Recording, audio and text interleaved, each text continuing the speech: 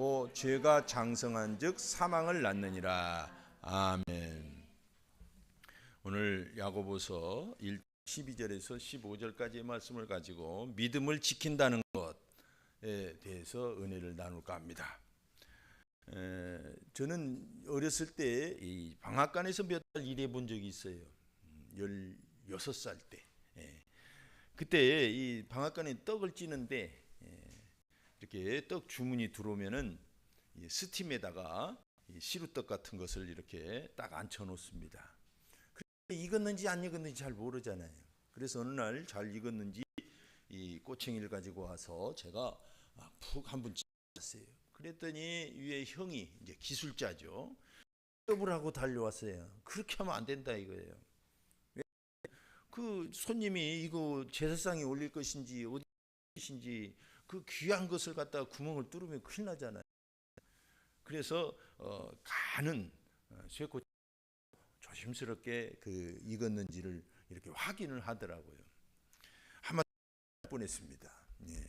어쨌든 이 시험이 뭐냐라고 단어를 찾아보니까 방금 말씀드린 것처럼 이것이 제대로 되어 있는 이것이 견고한지 건드려 보는 행위가 바로 이 시험입니다. 성경에서 말하는 그 시험. 여러분 뭐 영어로는 뭐 템프테이션이네 테스트네 그런 말을 듣지만 성경은 그걸 구분하지 않아요. 시험이 뭐냐 했을 때 이 가치와 이 믿음, 신앙생활에서는 이 믿음이 견고한지 이렇게 건드려 보는 행위, 그것을 시험이라고 하는 거예요. 자, 그렇다면 여러분, 저와 여러분의 신앙이 되었는지 또는 내 믿음이 굳센지 시험하는 것들은 무엇일까요? 우리는 이 사람이 돈과 명예와 이성을 조심해야 된다고 평생, 신앙인들도 똑같습니다. 돈과 명예와 이성은 참 조심해야 돼요. 이것은 함정처럼 우리를 이기 때문에 아무도 장담할 수가 없어요. 그러나 만 우리를 시험하는 건 결코 아니에요. 이것은 너무나 잘 알려진 사실이에요. 그 외에도 정말 우리의 생활에서 중요한 시험들이 있는데, 예를 들면 우리 속담에 목구멍이 포도청이라 그러잖아요. 신앙 가장 걸림돌이 되고 우리의 믿음에 흔들어대는 것이 바로 이 먹고 사는 문제예요. 그리고 또 그놈의 정 때문에 우리를 흔들어대는 것, 우리의 가치관과 우리의 확신을 흔들어 하나님을 향해 나아가는 우리의 발걸음을 머뭇거리게 하는 것이 바로 이 정이에요. 정. 특히 가족의 정들, 정떼란 얘기 아닙니다. 그렇다는 얘기지 라든가 친구 관계를 소홀히 하라는 뜻은 아닙니다. 또 그 외뿐만 아니라 우리의 잘못된 신념, 이런 것들이 또 하나님께 나아가는데 우리의 믿음을 흔들어대고 하나님께 우리의 신앙을 머뭇거리게 만들어요. 우리가 소위 말하는 개똥 철학들 있잖아요. 또 없는 것들, 그걸 믿고 붙드는 그 신념, 요즘 많이 보잖아요. 그런 것들이 하나님을 믿는데 얼마나 방해가 되는지 모릅니다. 오늘 야고보서를 읽었습니다. 야고보서는 많은 양을 할애해서 바로 이 시험에 관한 얘기를 하고 있어요. 시험이 많다는 것입니다. 살다 보면, 더군다나 예수님을 믿다 보면 하나님께 나아가고 우리의 믿음과 가치관을 지키기 위해서 우리를 흔들어대는 것들이 많다는 거예요. 그것을 어떻게 이기고 우리의 믿음과 가치관을 지키느냐, 그것을 오늘 본문에서는 3가지 정도를 얘기하는데, 벌써 앞서 제가 오늘 읽진 않았지만은 이 앞서 4가지를 벌써 이 얘기를 해요. 그래서 해답, 시험을 이기는, 나를 흔들어대는 그 신앙의 어려움을 이기는 7가지 방법을 많은 양을 할애해서 야고보가 가르쳐 줍니다. 그렇다면 3가지를 살펴볼 텐데, 그 외에 4가지를 제가 참고로 짧게 얘기하자면, 온전히 기쁘게 여기라고 말씀하셔요. 앞부분에 보면. 그리고 또 인내력을 충분히 발휘해라 그랬어요. 그리고 또 하나는 지혜가 부족하거든 구하라, 이 말씀 기억나시죠? 근데 사실 이게 무슨 시험을 이길 지혜입니다. 이 시험을 이길 지혜를 없다면 구하라 이거예요. 그럼 하나님이 주셔서 충분히 시험을 이길 인도하신다는 것입니다. 그리고 또 네 번째로는 어떤 처지에서든지 감사하라는 것입니다. 앞서 얘기했어요. 자, 그렇다면 오늘 나머지 얘기할 텐데, 첫째로는 뭐냐면 시험을 이기는 자는 복이 있다는 것입니다. 복이 있어요. 여러분, 우리 건국 신화에도 곰과 호랑이 굴 속에 들어가 가지고 뭐 40일인가 그 쑥만 먹고 이렇게 마늘만 먹고 쓴나물만 먹고 있으면 사람이 된다고 했는데, 호랑이는 못 참고 튀어나가서 그냥 호랑이로 살고, 곰은 미련 곰탱이처럼 40일간 있어가지고 인간이 됐다는 거 아닙니까? 그건 다 신화지만 그만큼 우리 민족성은 인내와 참을성이 있었다는 것입니다. 지금도 그렇잖아요. 얼마나 정말 우리 민족 위대합니까? 자, 그러니까 인내는 대단히 유익해요. 참는다는 건 대단히 유익합니다. 로마서 5장 3절에 4절 보니까 다만 이뿐만 아니라 우리가 환난 중에도 즐거워하나니 이는 환난은 인내를, 인내는 연단을, 연단은 소망을 이루는 줄 알미로다 그랬어요. 여러분, 오래 참는다는 거, 인내한다는 거, 이거 대단히 신앙생활에서 중요합니다. 오늘 본문에 분명하게 참는 자의 복이 나와요. 여러분, 참는 자는 복이 있나니 하고 사람들이 가끔 성경도 모르지만 성경에 나왔다고 그렇게 얘기하는 분들 있잖아요. 교회 안 다니도 참는 게 복이 있으니까. 그래서 도대체 참는다는 게 무조건 참는 것인가? 그게 아니라 오늘 본문의 배경으로는 내 믿음을 흔들어대는 신앙, 시험, 그 시험을 참는다는 것입니다. 다른 게 아니라 그런 사람에게는 복이 있어서 시련을 견뎌낸 자가 주께서 자기를 사랑하는 자에게 약속하신 생명의 면류관을 얻을 것이기 때문이라 그랬어요. 생명의 막 계속 억울하게 밀어붙이는데 내 믿음과 가치관을 잘 지켜지던가요? 근데 성경은 잘 지키라고 말합니다. 자, 그래서 참는 자가 도대체 무슨 뜻인가? 참는다, 이 말이 무슨 뜻인가를 원어를 찾아봤어요. 그랬더니 물론 견딘다는 말도 있어요. 근데 굉장히 중요한 말이 여기에 있습니다. 이 뜻이 참는다는 거. 무조건 참는 게 아니에요. 이 참는다는 게 무슨 뜻이냐? 여전히 있다. 여전히 머무르다는 뜻입니다. 여전히 머무르는 거예요. 그게 참는 거예요. 여전히 그곳에 있는 것, 지키는 것, 그것이 참는 것입니다. 여러분, 그래서 어떤 시험과 어려움이 있어도 여전히 머물러 있는 자는 복이 있다, 이렇게 해석을 할 수가 있는 것입니다. 여전히 그 자리에 머물러 있어요. 여전히 믿음의 자리를 지키고 있어요. 그러면 그 사람에게는 반드시 하나님이 복을 주신다는 것입니다. 놀랍지 않으세요? 훨씬 이 언어를 보니까 해석이 부드럽죠. 무작정 참으라는 게 아니라 그 자리를 머물러 있으라는 것입니다. 믿음 안에 머무르면 생명의 면류관을 얻는다 이거예요. 물론 우리가 하나님께 나가서 심판받을 때 생명의 면류관을 주실 것입니다. 그것은 먼 미래의 문제고, 지금 그러면 그것이 나에게 무슨 소용이 있느냐 했을 때 이 생명력을 주신다는 뜻입니다. 날마다 우리가 은혜 가운데, 믿음 가운데, 예수님 믿는 신앙 가운데 머물러 있으면 하나님이 생명을 공급해 주신다는 거예요.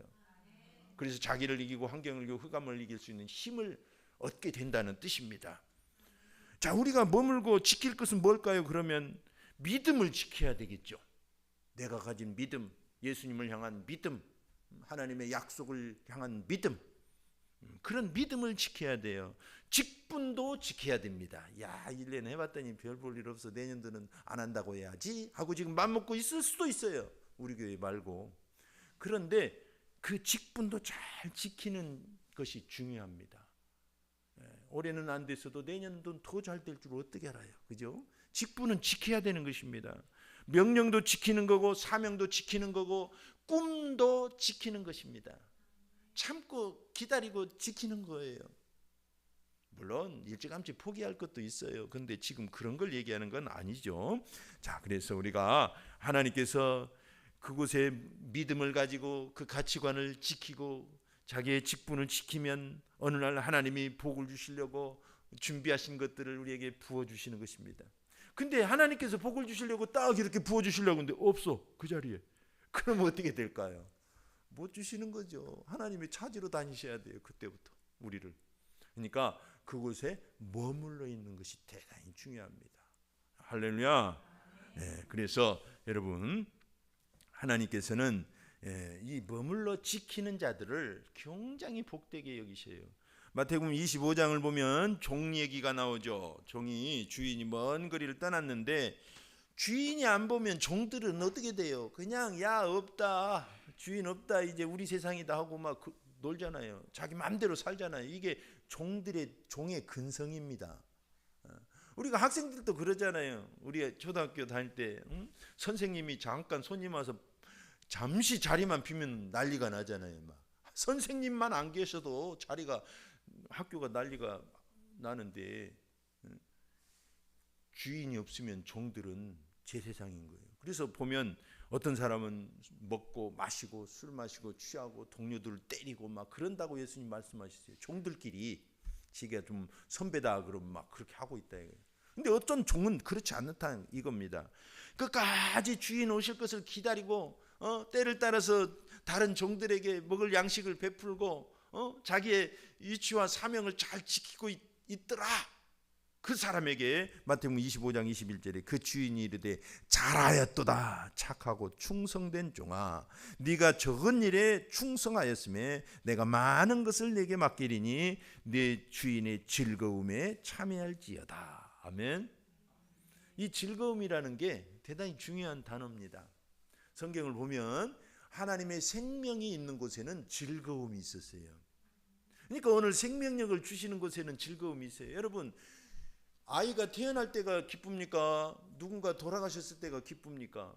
태어날 때, 생명이 새롭게 태어날 때는 어느 곳이든지 기쁨이 있어요. 그래서 생명이 죽었다가 살아나도 기쁘고, 뭔가 영어도 말이죠, 활발하다 그런 뜻이 이 비비드 이런 말 있잖아요. 이거 기쁨, 막 기뻐서 소리칠 때 비바 할 때 이 라틴어에서 나왔지만 그게 다 통하는 거예요. 생명력, 생기, 저 사람 생기가 있다. 얼굴을 보면 막 기쁨이 넘쳐 있어요. 생기가 있는 거예요. 그래서 하나님의 생명이 들어가면 기쁨이 있게 되고 하나님의 기쁨은 곧 우리의 생명인 것입니다. 네, 그래서 하나님을 기뻐하는 것이 너희의 힘이다라고 느헤미야 선관 말씀하고 있습니다. 여러분, 그래서 우리가 어떤 상황에서든지 우리의 믿음과 가치관을 지켜야 될 줄 압니다.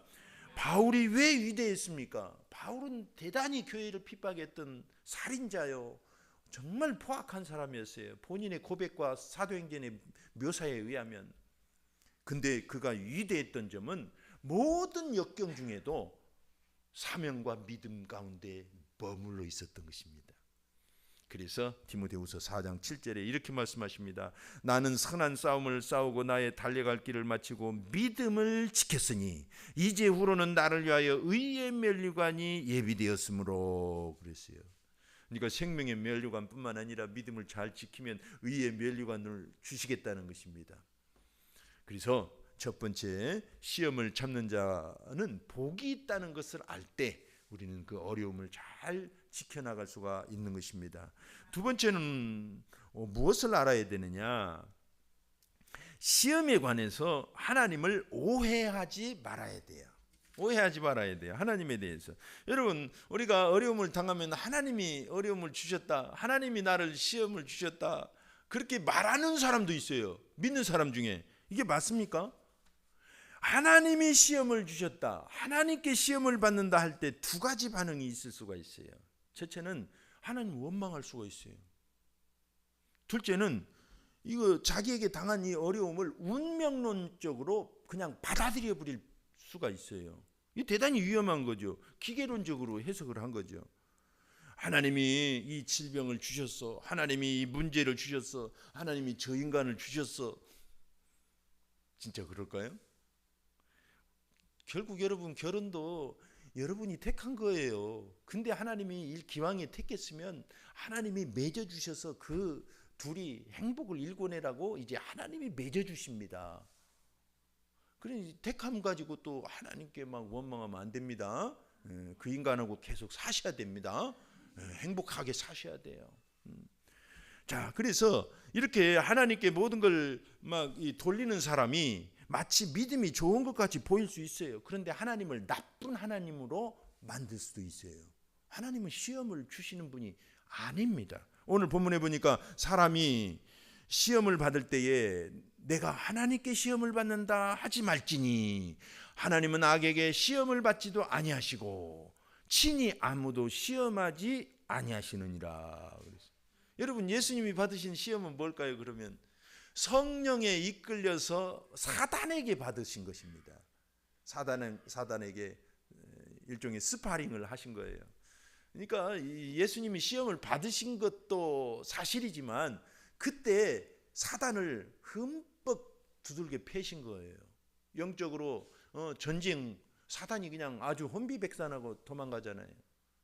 말씀으로 막 3번 연타 두들겨 패니까 3번 시험했다가 완전히 넉다운 돼서 다시는 그렇게 큰 시험을 못하죠. 작은 시험들 막 계속 다른 모양으로 달라붙어 예수님을 괴롭히지만 그와 같습니다. 그 시험은 달라요. 그래서 오늘 본문에 중심을 두고 말씀을 나누자면 절대 하나님은 아무도 시험하지 않는다고 말씀하셔요. 딱 못 박으셨습니다. 그러니까 이제 여러분, 하나님께서 나에게 어려움을 주셨다 그렇게 생각하면 절대 안 됩니다.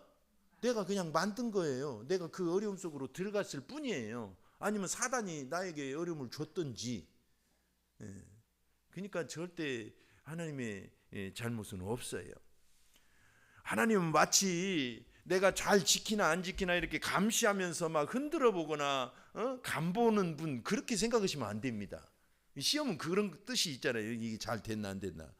예를 들자면 여러분, 이빨이 이게 썽썽한가 어쩐가 막 흔드는 의사들 있잖아요. 우리 어머니도 이빨 하러 갔더니 막 생이빨을 흔들어서 부러뜨리시더라고. 그래서 하나 부러졌다고 옛날에 그렇게 오셨더라고.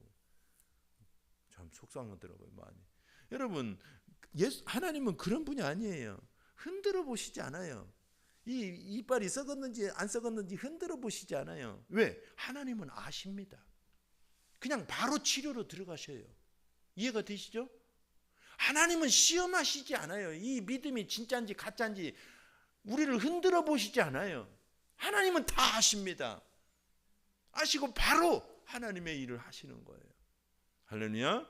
그리고 하나님은 그렇게 생각할 수 있어요. 사람들이, 야, 하나님이 우리에게 연단하시려고 시험하시지도 않아요? 고난 주시지 않나요? 여러분, 그렇습니까? 제가 자주 얘기하지만 그런 경우는 한 3%나 5%나 아니면 2%나 아주 작은 경우예요. 대부분은 여러분, 인생을 살다가 이렇게 어렵고 힘든데 굳이 하나님이 또 어려움을 주셔서 시험을 하실까요? 그 하나님은 조금, 여러분, 그래서 하나님을 나쁘게 보지 말라는 것입니다. 하나님은 거의, 정말 거의 일부러 시험하시지 않아요. 연단 주시지도 않아요. 하나님은 이미 있는 어려움을 통해서 연단하시는 거예요. 인간관계라든가 환경이라든가 정말 절망적인 상태, 그런 상황을 살다 보면 수없이 만나는데 어떻게 일부러 고난을 주신다고 생각을 하세요? 오늘 본문도 절대 그런 일 없다는데, 하나님은 오히려 로마서 8장 23절 말씀처럼 우리가 알거니와 하나님을 사랑하는 자 곧 그의 뜻대로 부르심을 입은 자들에게는 모든 것이 합력하여 선을 이루느니라. 그 어려움을 다 모아서 하나님은 선을 이루시는 분입니다. 이런 놀라우신 분이에요. 그러니까 다시는 우리는 그런 오해를 하지 말아야 됩니다. 물론 하나님은 절대 주권자이시기 때문에 만에 하나 1%라도 하나님이 주신 고난이 있을 수는 있어요. 그런데 그렇게 생각 안 하고 살아도 된다 이거예요. 아시겠죠? 이미 있는 고난이 산더미처럼 쌓였는데 그것 가지고 여러분 잘 살펴보세요. 인간관계 살펴보세요. 얼마나 어려움이 많아요. 가족들끼리 또는 직장이나 재정 문제, 건강 문제, 그 문제 가지고 하나님의 은혜를 받으시길 바랍니다. 그리고 오히려 하나님은 잘 지키라고 격려하고 힘주시고 능력을 주시는 분이에요. 어려울 때 시험을 주시는 분이 아닙니다. 오히려. 할렐루야. 그러면 바울의 가시는 뭘까요? 바울이 자기에게 가시가 있다고 그랬어요. 하나님께서 나로 하여금 자고하지 않게 하려고, 교만하지 않게 하려고 가시를 주셨다 그랬어요. 근데 그게 무슨 뜻일까요? 하나님이 주셨다기보다는 거두어 가지 않으신 것입니다. 저는 그렇게 봐요. 거두어 가지 않았어요. 3번이나 하나님께 구했지만 거두어 가지 않으시잖아요. 그것을 바울은 하나님이 나에게 주신 가시로 그렇게 받아들인 것입니다. 그런 경우가 있긴 있어요. 여러분 정말 기도해도 안 되는 경우가 있잖아요. 왜 그러냐면 그것 때문에 그 사람은 겸손해지고 그것 때문에 하나님을 더 찾게 되고 믿음의 성숙을 이루어내는 것입니다. 저도 오랫동안 기도했던 것들 많아요. 정말 목사도 저렇게 어려움을 겪을 수 있나? 라고 생각할 그런 문제들을 겪고 삽니다. 근데 나중에는 결국 하나님께서 때가 되면 다 해결해 주시더라고요. 그리고 놀랍게 해결을 해 주셔요. 근데 그런 기간들이 있을 수도 있다는 걸 꼭 명심해야 됩니다. 그건 하나님의 은혜입니다. 자, 그래서 고린도전서 10장 13절 보면 사람이 감당할 시험 밖에는 너희가 당한 것이 없나니 오직 하나님은 미쁘사 너희가 감당하지 못할 시험 당함을 허락하지 아니하시고 시험 당할 즈음에 또한 피할 길을 내사 너희로 능히 감당하게 하시느니라 그랬어요. 하나님이 우리를 일부러 시험을 하신다는 생각은 이제 완전히 내 머리에서 뿌리 뽑아야 됩니다. 이미 있는 어려움이나 하나님께 갖고 가셔서 잘 해결하시길 바랍니다. 자, 끝으로 이제 이 시험의 근원이 뭔지, 흔들리는 이유가 뭔지를 우리는 알아야 돼요. 흔들리는 이유가 쇳가루가 자석에 끌리는 이유가 뭐예요? 쇳가루 안에는 자성이 있기 때문이죠. 그러니까 스테인리스 같은 경우 완전히 자성을 빼버린 그런 쇳덩어리나 동이나 은이나 금은 자석에 붙질 않아요. 그 안에는 자성이 없기 때문에 그래요. 마찬가지입니다. 물고기가 낚시를 물고 끌려 나오는 이유가 뭡니까? 생존 본능 때문에 그래요. 먹고 살려고. 그렇다면 성도가 시험에 자꾸 흔들리는 이유는 뭘까요? 흔들리는 이유. 안 흔들리면 좋은데 오늘 그 흔들리는 이유에 대해서 꼭 찍어 말씀해 주십니다. 14절에 보니까 다 같이 한번 읽어봅시다. 오직 각 사람이 시험을 받는 것은 자기 욕심에 끌려 미혹됨이니. 무엇에 끌려서 자꾸 흔들려요? 욕심에. 그렇습니다. 욕심에 끌려 미혹돼서 욕심이 잉태한 즉 죄를 낳고 죄가 장성한 즉 사망을 낳느니라 그랬습니다. 그래서 단연코 내가 흔들리는 이유, 시험에 넘어가는 이유는 내 욕심이라는 것입니다. 이놈의 욕심 때문에. 옛날에 어떤 개그 나왔죠. 이놈의 욕심 때문에. 욕심 때문에. 인간의 이 죄의 본성은 욕심에서 나오잖아요. 아까 욕심이 잉태한 즉 죄를 낳는다고. 욕심이 뭐냐면 자기 중심성입니다. 자기 중심성이 욕심이에요. 물론 자기 중심성이 약간은 있어야 돼요. 이건 하나님이 만드신 거예요. 그래야 자기를 지키고 생존해 나가잖아요. 자기를 개발해 나가잖아요. 근데 이제 자기 중심이 너무 강해. 하나님이고 이웃이고 아무것도 없어. 그러면은 이제 이건 죄성으로 넘어간 상태가 되는 것입니다. 처음 우리의 인류의 조상인 아담과 하와도 그러셨잖아요. 하와가 창세기 3장 6절에 보니까 여자가 그 나무를 본즉 먹음직도 하고 보암직도 하고 지혜롭게 할 만큼 탐스럽기도 한 나무인지라. 그래서 탐스러웠어요. 욕심이 났어요. 야, 저걸 먹으면 저 뱀의 얘기대로 사탄의 말대로 우리 남편도 하나님이 되고 나는 하나님 부인이 되겠다. 그러면 하나님께 굳이 안 나와도 하나님과 독립해서 살 수 있겠다. 이 속임수에 꼴까닥 넘어간 거예요. 여러분, 이게 바로 탐욕이거든요. 하나님처럼 되려고. 죄는 하나님과 독립선언입니다. 내 주먹을 믿고 살자. 하나님을 믿으니 신을 믿으니 내 주먹을 믿어라. 나도 내 알아서 할 거야.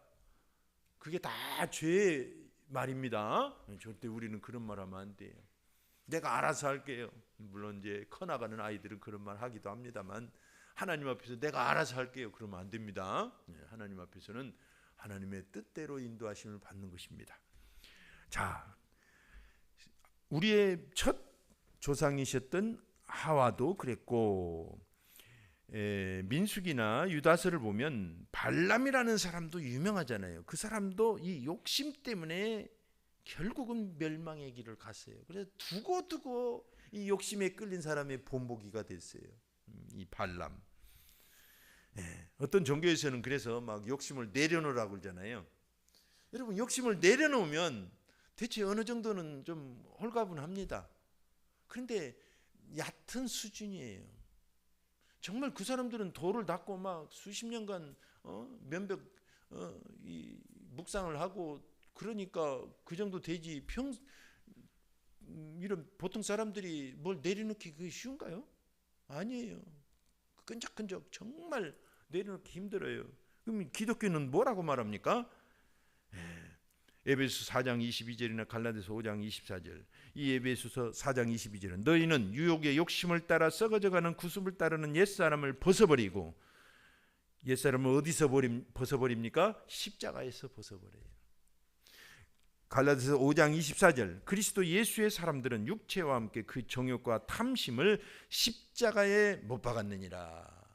여러분, 정욕과 탐심, 지난번 번역은 정과 욕심이라고 그랬어요. 정과 욕심. 여러분, 우리가 가진 그 미혹거리들을, 내 속에 들어있는 이 욕심, 모든 것을 막 흔들리게 만드는 그 욕심을 십자가에다 이미 못 박았다는 걸 인정하라는 것입니다. 우리는 십자가에 가서 못 박으라는 뜻이 아닙니다. 이미 못 박혔다고 얘기해요. 갈라디아서 5장 24절. 그래서 그런 의미에서 제가 다시 한번 읽어볼게요. 그리스도 예수의 사람들은 육체와 함께 그 정욕과 탐심을 십자가에 못 박았느니라. 못 박으라고 명령했습니까? 못 박을 것이라고 미래를 말합니까? 못 박았다고 과거를 말합니까? 과거. 이미 못 박았다는 것을, 못 박혔다는 것을 받아들여야 됩니다. 그러면 효과적으로 욕심이 나에게서 사라지기 시작해요. 그 길밖에 없어요. 내려놓는다는 거, 여러분, 어떤 사람은 막 내려놓으라, 모든 걸 내려놓으라, 다 내려놓으라 막 그렇게 가르치는 분이 있어요. 십자가를 빼고 가르친다면 그건 저쪽 종교하고 비슷한 말이에요. 그런 말을 여러분 미혹되지 마시길 바랍니다. 내려놔봤잖아요. 안 되잖아요. 십자가에 내 정과 욕심이 못 박혔음을 받아들일 때, 갈라디아서 2장 20절 보면 십자가에 내가 예수님과 함께 못 박혔음을 인정할 때 그 능력이 나타나기 시작하는 것입니다. 그래서 우리의 시험의 근원되는 욕심을 해결할 수 있는 방법까지 살펴봤습니다. 자, 말씀을 마칠까 합니다. 저는 이 시를 좋아해요. 도종환님의 흔들리며 피는 꽃, 여러분도 좋아하실 거예요. 그 앞부분 1년을 보면 이렇게 말하고 있죠. 흔들리지 않고 피는 꽃이 어디 있으랴. 이 세상 그 어떤 아름다운 꽃들도 다 흔들리면서 피었나니, 흔들리면서 줄기를 곧게 세웠나니, 흔들리지 않고 가는 사랑이 어디 있으랴. 여러분, 흔들리면서 갈 수 있어요. 그런데 흔들리고 넘어져 버리면 꽃을 피울 수가 없는 겁니다. 그 꽃들이 기어이 꽃을 피워낸 이유는 흔들리더라도 기어이 그 자리를 지켰고 꽃꽃이 다시 일어섰기 때문입니다. 마찬가지입니다. 우리 신앙인들도 인생을 살다 보면 이러저러한 일로 내 믿음과 가치관이 흔들릴 수 있어요. 그러나 오늘 말씀을 따라서 이 참는 자의 복에 대해서, 그리고 하나님에 대해서 제대로 이해할 때, 그리고 내 욕심을 십자가에 못 박혔음을 인정할 때 우리는 흔들리지 않고 다시 일어설 수가 있습니다. 우리가 이 시간 한번 기도하겠습니다. 합심해서 기도할 때, 하나님 아버지여, 세상에는 나를, 내 믿음을, 내 가치관을, 내 충성을, 하나님을 향해 나아가는 내 발걸음을 멈추게 하고 흔들어대는 많은 것들이 있나이다. 그것은 돈과 명예와 이성뿐만 아니라 목구멍인 포도청이고, 그 인간관계, 잘못된 인간관계와 잘못된 신념들이 나를 그렇게 흔들어대는 것을 봅니다. 그러나 이제 오늘 말씀처럼 믿음 안에 머물겠습니다. 끝까지 머물고 지키겠습니다. 그리고 하나님은 나를 결코 시험하지 않으신 분이고 오히려 도우시는 분임을 믿습니다. 그리고 그래도 시험이 끊임없이 나를 흔들어 댄다면 내 안에 있는 욕심을 살펴서 십자가에 못 박혔음을 인정하겠습니다. 내 것은 나의 것이 아닙니다. 나는 내 것이 아니고 예수님이 나를 위해 나를 대신에 나와 함께 죽으셨기 때문에 이제는 예수님의 인생입니다 하고 기도합시다. 하나님